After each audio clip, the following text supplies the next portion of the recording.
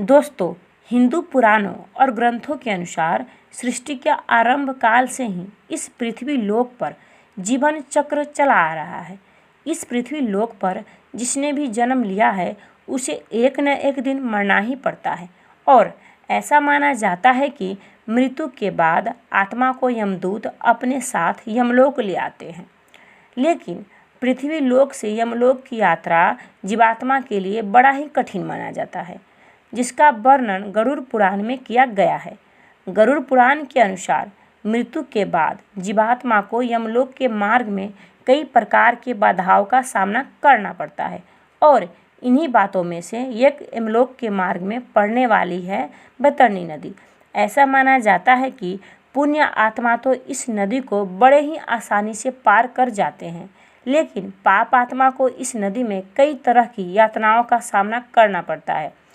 आज की इस वीडियो में हम जानेंगे कि बैतरणी नदी किस प्रकार की है और पापी आत्माओं को यहाँ किस प्रकार की यात्राओं से होकर गुजरना पड़ता है। और दोस्तों, गरुड़ पुराण के धर्म कांड में प्रेत कल्प अध्याय में वर्णित कथा के अनुसार एक दिन पंछीराज गरुड़ श्री हरि से पूछते हैं कि हे प्रभु, मृत्युलोक और यमलोक के बीच जो बैतरणी नदी स्थित है उसे जीवात्मा का क्या संबंध है और उसे इस नदी में कैसी सज़ा भुगतनी पड़ती है और पापी आत्मा इसे कैसे पार करते हैं। भगवान श्री हरि ने कहा कि हे गरुड़, यमलोक के मार्ग में स्थित बैतरणी नदी देखने में बड़ी ही भयानक है और जो भी पापी आत्मा मरने के बाद इस नदी से होकर गुजरती है उसे बड़ा ही भयभीत कराती है। यह महाभयानक नदी रक्त रूपी जल से परिपूर्ण है। इतना ही नहीं, यह नदी मांस कीचड़ से भरी हुई है। यह नदी पापी जीवात्मा को देखकर कई तरह की भयानक स्वरूप को धारण कर लेती है। पापी आत्मा को नदी में प्रवेश करते ही इस नदी का रक्त रूपी जल पात्र में रखे घी की भांति तुरंत खौलने लगता है। इस नदी का रक्त रूपी जल कीटाणुओं एवं वज्र के समान सूंड वाले जीवों से व्याप्त है। साथ ही साथ इस नदी में घड़ियाल, मगरमच्छ तथा इनके ही जैसे अनेकों हिंसक और मांस भक्षण जलचरों से भरी हुई है। और जैसे ही पापी आत्मा का प्रवेश होती है वे 12 सूर्य के गर्मी के समतुल्य तपने लगती है। उसे उस महाताप में पापी चिल्लाते हुए करुण विलाप करने लगता है।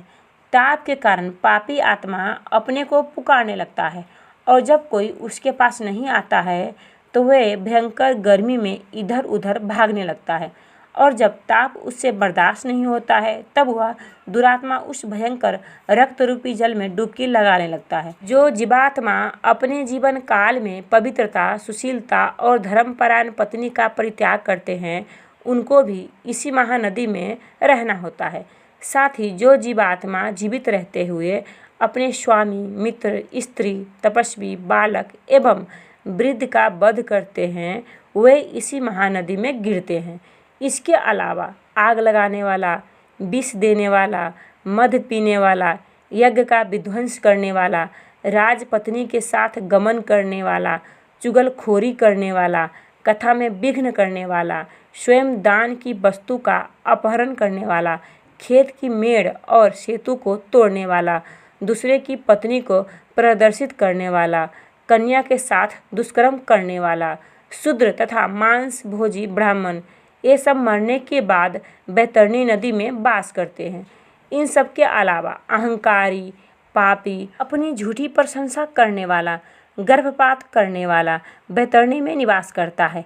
परंतु इन पापी जीव आत्माओं में जिसने मकर और कर्क की संक्रांति, सूर्य ग्रहण, चंद्र ग्रहण, संक्रांति, अमावस्या अथवा अन्य पुण्य काल के आने पर श्रेष्ठतम दान किया हो उसे एक निश्चित समय के पश्चात यमदूतों के द्वारा इस नदी से निकाल लिया जाता है। इसीलिए प्राणियों को चाहिए कि वे जीवित रहते दान, कर्म और धर्म का संग्रह करें। इसके अलावा जो जीवात्मा जीवित रहते हुए ब्राह्मणों को गौदान करता है उसे इस नदी की यातनाओं से मुक्ति मिल जाती है। इसीलिए हिंदू धर्म में मृत्यु से पहले गौदान कराया जाता है। ऐसा माना जाता है कि गौदान करने से मनुष्य उसी गाय की पूंछ पकड़कर उस बैतरणी नदी को पार करता है और उसके सुकर्म के प्रभाव से पारलौकिक सुख की प्राप्ति होती है। इसीलिए दोस्तों, मनुष्य को चाहिए कि वह अपने जीवन काल में अधिक से अधिक धर्म का संग्रह करे, जिससे कि उसे मृत्यु के बाद किसी तरह का कष्ट ना झेलना पड़े। दोस्तों, आप लोगों का इसके बारे में क्या राय है, प्लीज़ हमें कमेंट में बताइए।